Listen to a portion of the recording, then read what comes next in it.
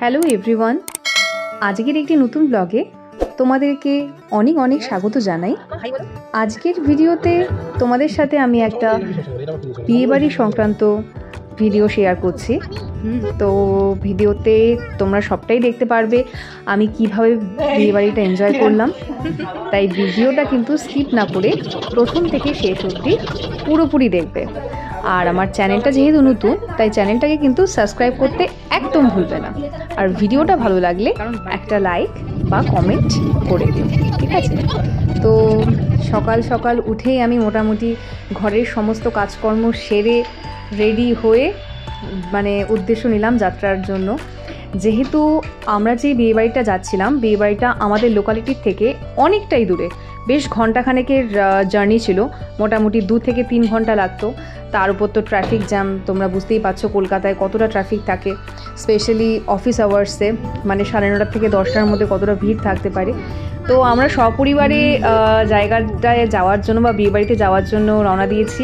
আমি গিয়েছি, আমার শাশুড়ি মা গেছেন, আমার ননদ, আমার হাজব্যান্ড এবং একটা ছোট্ট পুচকি, অর্থাৎ কানহা ওর নাম, আমার ভাগনা হয়, তো ও গেছিলো। তো আমরা মোটামুটি নারকেল বাগান ক্রস করছি, বিশ্ব বাংলা গেট। তো আমাদের যে জার্নিটা যাচ্ছিলাম বা যেই জায়গায় যাচ্ছিলাম, সেই জায়গায় কিন্তু কোনো মেন রোডের উপরে নয়, পাবলিক প্লেস বা বলতে পারো যে যেখানে নিত্য 30 দিন গাড়িগুলো যাতায়াত করে, সেই রাস্তাগুলোর উপর দিয়েই আমাকে যেতে হচ্ছিল, কোনো মেন রোডের ওপরে নয়। তো সেই জন্য কিন্তু খুব অসুবিধা হচ্ছিল, কেন কি প্রচণ্ড ট্রাফিক আর এতটা জ্যাম হচ্ছিল, মাঝখানে আমাদেরকে অনেকক্ষণ ধরে 5-10 মিনিট ধরে ট্রাফিকের জন্য দাঁড়াতে হচ্ছিল। ক্রস করছি আমি মা ফ্লাইওভার। এখানে তোমরা দেখতেই পাচ্ছ অ্যাটমসফিয়ার আছে এবং এই সমস্ত রাস্তাগুলো ক্রস করছি। তারপর নিউ আলিপুরে এলাম। এতটা গরম বাইরে, কিন্তু গাড়িতে সেরকমভাবে আমরা সেই ফিলটা করতে পারিনি, কিন্তু প্রচণ্ড অস্বস্তি হচ্ছিল, কেন কি বাইরের টেম্পারেচার যথেষ্ট গরম ছিল। তো আমরা ক্রস করছি এখন নিউ আলিপুর। নিউ আলিপুরে তোমরা সবই জানো, কলকাতার বেশিরভাগ রেপুটেড মানুষ বা ইন্ডাস্ট্রিয়ালিস্ট যারা রয়েছে, তারা কিন্তু এই নিউ আলিপুরেই থাকে। যেমন গোয়েঙ্কা বা আরও অনেকে রয়েছে যারা এই নিউ আলিপুরে রয়েছে, এবং এই জায়গাগুলোই আমরা ক্রস করছিলাম, পাশ দিয়ে যে সমস্ত ইন্ডাস্ট্রিয়ালিস্টদের বাড়ি রয়েছে তাদের পাশ দিয়ে আমরা ঠিক ক্রস করছিলাম। তো জার্নিটা যেহেতু অনেকটা দূর, সবাই মিলে একসাথে যাওয়ায় সেই সময়টা আমার অনুভূত হয়নি যে আমি অনেক দূরে যাচ্ছি, কেননা সবাই মিলে গল্প করতে করতে বেশ আনন্দের সাথেই আমরা আমাদের গন্তব্যস্থলে এগিয়ে যাচ্ছিলাম। তো মোটামুটি আমরা সেটা ক্রস করি, নিউ আলিপুর ক্রস করি। নিউ আলিপুর ক্রস করার পর বেহালা ক্রস করি। বেহালা ক্রস করার পর একটু জ্যামটা কম হয়, বাট সেটাও বলা বাহুল্য, কেন কি ট্রাফিকটা কোনো সময় কম ছিল না, সব সময় বেশি ছিল। তো মোটামুটি আমরা মাঝেরহাট রোডটা ক্রস করছি। এটা দেখেছো মাঝেরহাটের ব্রিজ, যে ব্রিজটা ভেঙে গেছিলো, আবার পুনরায় সেটাকে আবার রিক্রিয়েট করা হয়েছে। তো সেই ব্রিজটাই আমরা ক্রস করছিলাম। তো মাঝেরহাট ব্রিজ ক্রস করার পরে আমরা চলে যাচ্ছিলাম অক্ষরধাম টেম্পলের দিকে।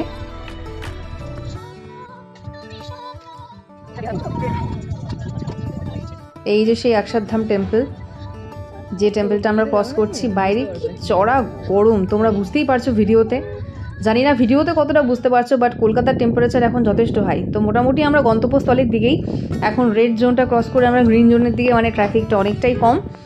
তো মোটামুটি আমরা পৌঁছে যাই। এই হচ্ছে আমাদের গন্তব্যস্থল। বিয়েবাড়িটা যেখানে হচ্ছিল সেটা হচ্ছে ই ভিসাতে। তো ই ভিসাতে প্রথমে যখন আমরা ঢুকলাম, এর আগে যেহেতু আমি এসছি ই ভিসাতে, তো সেই জন্য আমরা জানতাম যে কোথায় আমাদেরকে ঢুকতে হবে। বাট যখন আমরা ওইখানে ঢুকতে গেলাম, তখন একজন সিকিউরিটি গার্ড এসে বলল, বা আমরা ওখানে গিয়েই দেখতে পারলাম যে ওখানে ঢোকা যাচ্ছে না, ওখানে কিছু কাজকর্ম চলছে, কনস্ট্রাকশনের কাজ বা কিছু নতুন মেরামতি হচ্ছে, যার জন্য ওখানে ঢুকতে পারলাম না। তো আমাদের বললো সিকিউরিটি গার্ড যে এখানেই 2টো বাংলো রয়েছে, তার মধ্যে একটা বাংলো এখানে ভাড়া করা হয়েছে, সেটাই বিয়েবাড়ির জন্য, তো আপনারা এই দিকটা চলে যান। তো তারপর সিকিউরিটি গার্ডের কথা অনুযায়ী আমরা ওই দিকটাই অনুসরণ করি। তো এই দেখো, এখানেই কনস্ট্রাকশনের কাজটা হচ্ছিল, যার জন্য আমরা এখানে ঢুকতে পারলাম না। এটাই হচ্ছে মেইন জায়গা ছিল আর কি। যাই হোক, পারলাম না ওখানে ঢুকতে। তো যে বাংলোটাতে বিয়েবাড়ি হচ্ছে সেই বিয়েবাড়িতেই আমরা গেলাম, অর্থাৎ আমার বোনের বিয়েতে। তো বিয়েবাড়িতে গিয়ে প্রথমেই দেখলাম সবাই বেশ বিয়ের জন্য প্রিপেয়ার, বা সবাই আত্মীয় স্বজন যারা এসছে তারা সবাই চলে এসছে, এবং ছেলের বাড়ির থেকে তত্ত্ব বা মেয়ের বাড়ির থেকে সব তত্ত্বগুলোও চলে এসছে। এরা যেহেতু জয়েন্ট ভাবে বিয়েটা হচ্ছিল, তাই জন্য দুটো তত্ত্বই কিন্তু একসাথে করা হয়েছে। এটা আগের দিন মেহেন্দি হয়েছিল, সেটারই ডেকোরেশন। তো সবাই বেশ ব্যস্ততার মধ্যে রয়েছে। এদিকে বাইরে হচ্ছে বিয়ের ডেকোরেশনের কাজ হচ্ছে, অর্থাৎ রাত্রিবেলায় যেখানে আয়োজন হবে। অনেক ট্রাভেল করার পর খুব খিদে পেয়েছিল, তাই জন্য আমরা দেরি না করে দুপুরের খাবার খেতে বসে গেছিলাম। তো সেটা খাওয়ারই ছিল ভাত, ডাল, আলু ভাজা, এঁচোড়, চিংড়ি, আর হচ্ছে কাতলা মাছের ঝোল আর আমের চাটনি। সপরিবারে আমরা খেতে বসি। যাই হোক, খাওয়ার খেতে তো ভালোই লাগছিল, কিন্তু প্রচণ্ড গরম, তাই ভাবছিলাম একবার ভেতরে বসে খাই, বাট ভেতরে খুব কনজাস্টেড লাগছিল, বাট সেই জন্যই আমরা বাইরে বসে খাচ্ছিলাম।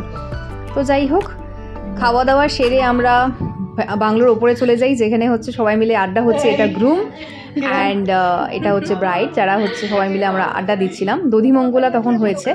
দধিমঙ্গলার পরে হচ্ছে আমাদের যে বউ বা কনে হচ্ছে হলুদ কোটোর শাড়ি পরে পুরো রেডি হয়ে গেছে। আগের দিন হচ্ছে ওর ফটোশ্যুটের জন্য যে হলুদ কোটো ছিল সেটা কিন্তু হয়ে গেছে। এটা জাস্ট বিয়ের জন্য রিচুয়ালসটা যেটা হয় সেটার জন্য আজকেও হলুদ কোটার সাজ করেছে। এখানে ওর হলুদ কোটার রিচুয়ালসটাই কমপ্লিট হচ্ছে। এখানে সবাই মিলে ওকে হলুদ দিচ্ছিল, মানে বরের গায়ের হলুদ যেটা হয়, এবং ওকে এভাবে রিচুয়ালসটা হচ্ছিল। আর এইদিকে আমাদের ফটোগ্রাফার বন্ধুরা এই সুন্দর মুহূর্তটাকে ক্যামেরাবন্দি করছিল। জায়গাটা বেশ নেচারি, তো এখানে দেখবে বিভিন্ন গাছপালা রয়েছে এবং খোলা জায়গাটা, সেরকম কোনো বন্ধকতা বা মানে কনজাস্টেড নয়। ব্যাস, দধি হলুদ কোটার কাজ শেষ। এবার হচ্ছে মেকআপ আর্টিস্ট চলে এসছে। এই সেই মেকআপের সামগ্রী এই ছিল। এই হচ্ছে ব্রাইডের ডিজাইনার ব্লাউজ এবং গ্রুমের হচ্ছে পাঞ্জাবিটা, যেটা বিয়েতে পরবে। তো এই ব্লাউজটা নেওয়া হয়েছে নিউ মার্কেট থেকে। নিউ মার্কেটে ঝিলমিল বলে একটা দোকান আছে, যেখানে ব্রাইডাল কালেকশনের খুবই সুন্দর সুন্দর ব্লাউজ পাওয়া যায়। তো এখান থেকে ব্লাউজটা নেওয়া হয়েছে। দেখো এখানে কন্ট্যাক্ট নাম্বারটাও দেওয়া আছে, তোমরা চাইলে এখান থেকে তোমরা কন্ট্যাক্ট করে কিন্তু ব্লাউজ কিনতে পারো, ঠিক আছে, বা ওখানে গিয়েও কিনতে পারো নিউ মার্কেটে। আরেকবার বলছি, এটা নিউ মার্কেটে ঝিলমিল বলে দোকান। আর এটা ছিল ব্রাইডের বেনারসি শাড়ি। বেনারসি শাড়িটার ডিজাইনটা জাস্ট এক্সট্রা অর্ডিনারি ছিল, বা একদম ডিফারেন্স ছিল, বিকজ এই কাজটা সিমিলার থাকলেও ভেতরের কাজটা দেখো একদম dot dot dot dot dot dot পুরো রেড ব্লাডের মানে ব্লাড রেড যেটা হয় সেটার উপরে। আর এই ছিল তত্ত্ব, যেটা ছেলের বাড়ির তরফ থেকে এসেছিল। অনেক সুন্দর সুন্দর তত্ত্ব, যেটা সব জায়গাতেই তত্ত্ব তো আসে, তো এই তত্ত্বগুলোই রয়েছে। আর এটা যেহেতু বিয়ে আর বৌভাতটা মোটামুটি একই রকমভাবে হচ্ছে, মানে একসাথে হচ্ছে, জয়েন্টলি হচ্ছে, তাই জন্য ছেলের বাড়ির থেকে এবং মেয়ের বাড়ির তত্ত্ব কিন্তু একই জায়গায় রয়েছে। তাই জন্য এটা কিন্তু দুটো মিলে তত্ত্ব, ঠিক আছে। বিভিন্ন রকমের ড্রাই ফ্রুটস রয়েছে। এছাড়া মানে মেয়েদের সাজগোজের যে সমস্ত জিনিসপত্র থাকে সেটা তোমরা সবাই জানো, মোটামুটি বিয়েতে যেগুলো দেওয়া হয় আর কি তত্ত্বের জন্য, সেগুলো কিন্তু সব কিছুই ছিল। আর খুব সুন্দর প্যাকেজ করে কিন্তু দেওয়া হয়েছিল। এত এত তত্ত্ব সব। আর এই যে বিয়ের ডেকোরেশন মোটামুটি কমপ্লিট, ওয়েন্দ্রিলা কৃষ্ণেন্দু। তো এই ছিল মোটামুটি মানে 80% মোটামুটি কমপ্লিট হয়েছে। তখন বিকেলবেলা 4টার দিকে মোটামুটি ভিডিওটা করা হয়েছিল, তাই এখানে মোটামুটি প্রিপারেশন চলছে। তবে হ্যাঁ, ব্রাইড আর গ্রুম যেখানে বসবে সেই জায়গাটা মোটামুটি কিন্তু কমপ্লিট। বাকি রইল খাবারের জায়গা। খাবারের জায়গাটাই হচ্ছে ফাইনালি ঠিকঠাক করা হচ্ছিল। এইখানে সমস্ত খাবারগুলো থাকবে পরপর। আর ওই যে দেখছো গণেশের ছোট্ট মূর্তিটা দেখা যাচ্ছে, ওই জায়গাটাই হচ্ছে স্যালারির বিভিন্ন প্রিপারেশন নেওয়া হবে। তো মোটামুটি কমপ্লিট। এইদিকে আমাদের ব্রাইডও সাজতে বসে গেছে। আমাদের যে মেকআপ আর্টিস্ট সে হচ্ছে Tridip Rang, one of the best makeup artist in Kolkata. তোমরা চাইলে কিন্তু ওর সাথে যোগাযোগ করতে পারো। আমি ডেসক্রিপশানে ওর কন্ট্যাক্ট নাম্বার এবং ওর ডিটেলসটা দিয়ে দেবো। তো এই যে ভিন্টেজ কার, যেই ভিন্টেজ কারে হচ্ছে আমাদের গ্রুম আসবে, সেই ভিন্টেজ কারটারই হচ্ছে ডেকোরেশনের কাজ চলছিল ওই সময়। আর কিছু তত্ত্ব যেগুলো বাকি ছিল সেই তত্ত্বগুলোই তোমাদের কাছে দেখাচ্ছিলাম, এগুলো মিস হয়ে গেছিলো, তো এই তত্ত্বগুলোই তোমাদের সাথে শেয়ার করছি। তো মোটামুটি সন্ধ্যে 6টা বেজে গেছে, তো এখন মোটামুটি বিয়ের ডেকোরেশন কমপ্লিট। এই ছিল একটা সুন্দর এন্ট্রান্স, এই হচ্ছে আমাদের বিয়ের ডেকোরেশন।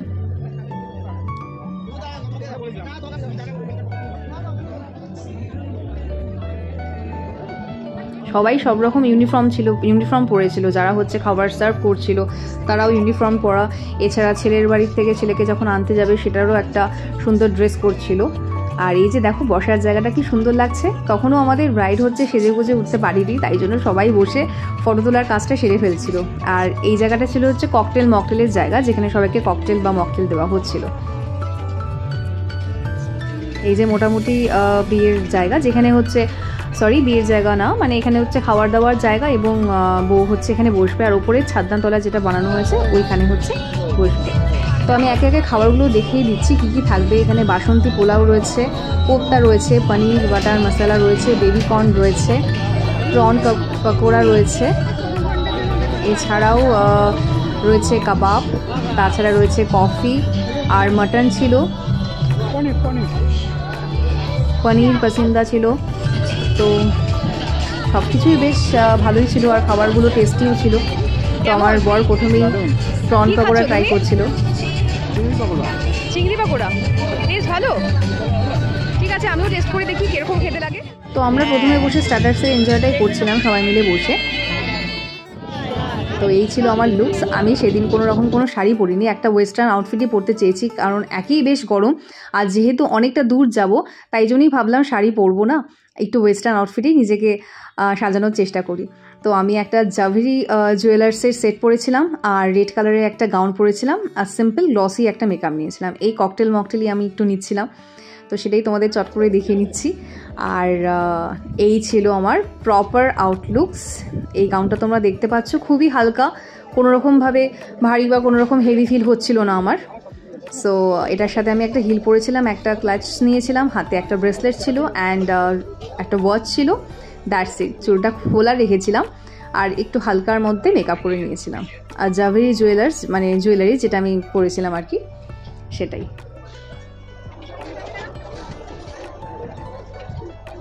আমাকে কেমন লাগছে তোমরা কিন্তু কমেন্টে অবশ্যই জানাবে, ঠিক আছে?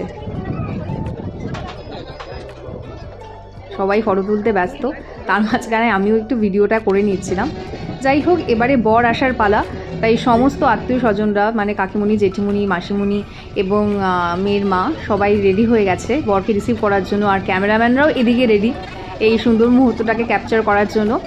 তো সবাই মিলে বেশ নাচানাচির মাধ্যমেই বরকে রিসিভ করলো। এদিকে বড় মশাইও নাচতে ব্যস্ত সেই সময়। ছেলের বাড়ির থেকে যারা এসেছিল তারা সবাই হচ্ছে নাচানাচি করছিল।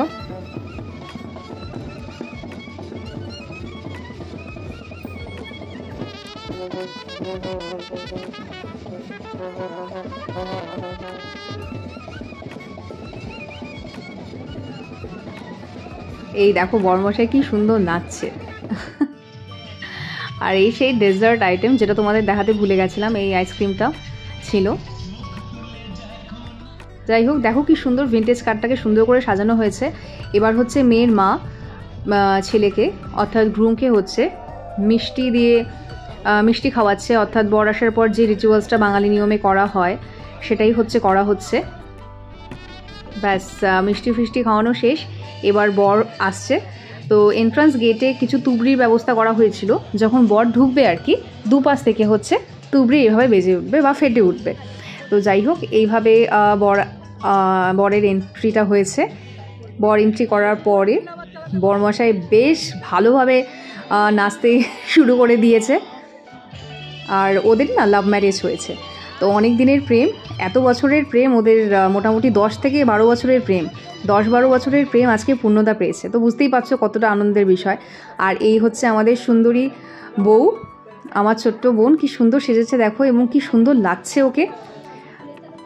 দেখো কি সুন্দর গয়না পরিয়ে, এবং পেছনে যে চুলটা যে সাজানো হয়েছে সেটা পুরোটা জুঁই ফুল দিয়ে, আর ওড়নাটাও খুব সুন্দর ছিল, সিম্পল এলিগেন্ট কিন্তু খুবই gorgeous, at the same time gorgeous.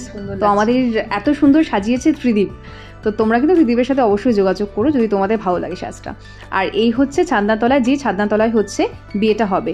যেহেতু জায়গাটা অনেকটাই দূরে, আমি আগেই বলেছি আমাদের লোকালিটির থেকে, তাই জন্য আমাদের বাড়ি ফিরে যেতে হবে, তাই জন্য আমরা বিয়েটা দেখতে পারিনি। তো মোটামুটি এই হচ্ছে বিয়েবাড়ির ডেকোরেশন, যেটা তোমাদের আমি ওপর থেকে দেখাচ্ছি।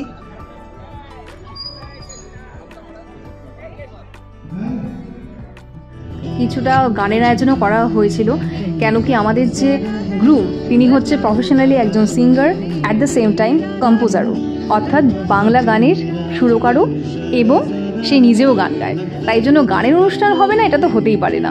তাই জন্য এরা যারা গান গাইছিল তারা কিন্তু সবাই হচ্ছে ওই যে গ্রুম রয়েছে তারই স্টুডেন্ট, কৃষ্ণেন্দু আচারিয়া। তোমরা নিশ্চয়ই অনেকে জেনে থাকবে, যদি না জেনে থাকো তাহলে তোমরা প্লিজ ওর ইউটিউব চ্যানেল এবং ফেসবুকে ওকে সার্চ করলেই পেয়ে যাবে। তো ও হচ্ছে একজন প্রফেশনাল সিঙ্গার আর কম্পোজারও, তাই ওর স্টুডেন্টরাও ওকে ইনসিস্ট করছিল গ্রুমকে যে তুমি একটা গান গাও। তো শেষমেশ একজন সিঙ্গার আসছে, তো সে গান গাইবে না সেটা তো হতেও পারে না। এবং সারেগামাপা ও কিন্তু চ্যাম্পিয়নও হয়েছে কৃষ্ণেন্দু। তোকে অনেকবার ইনসিস্ট করার পরে ও একটা গান গাইল, কারণ এটাই ওর অকুপেশন। তো শেষমেশ দেখো ওর গলা এত সুন্দর।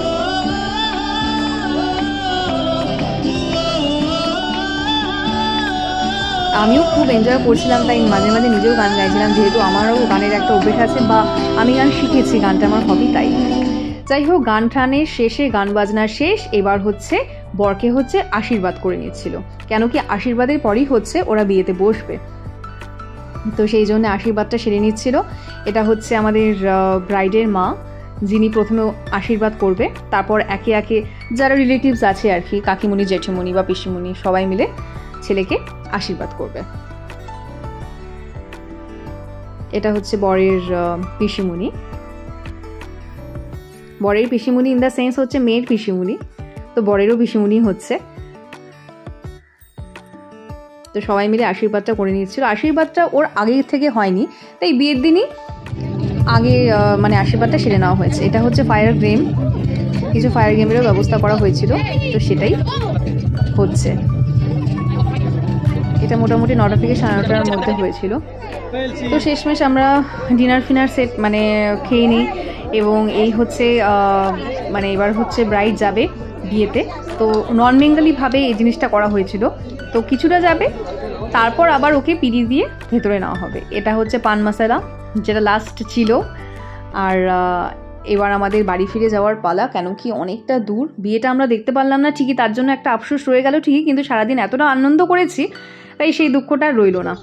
শেষমেশ বাড়ি ফিরে যাচ্ছি, কিন্তু ইভিজা থেকে বেরোনোর সময় অনেক রাত ছিল বা অনেক জ্যাম ছিল, তাই জন্য একটু অসুবিধা হচ্ছিল। কিন্তু যাই হোক, সল্টলেকের রাস্তায় তখন সেরকম কোনো জ্যাম ছিল না, যেহেতু অনেক রাত্রি হয়ে গেছে, সেরকম মানে ফাঁকাই রাস্তা ছিল। শেষমেশ আমরা বাড়ি ফিরে গেলাম। তোমাদের এই ভিডিওটা কেমন লাগলো তোমরা অবশ্যই জানাবে। ভিডিওটা আমি এখানেই শেষ করছি, আর নতুন ভিডিও নিয়ে আমি খুব তাড়াতাড়ি আসবো। টিল দেন খুব ভালো থেকো, সুস্থ থেকো, আর চ্যানেলটিকে সাবস্ক্রাইব করে দিও।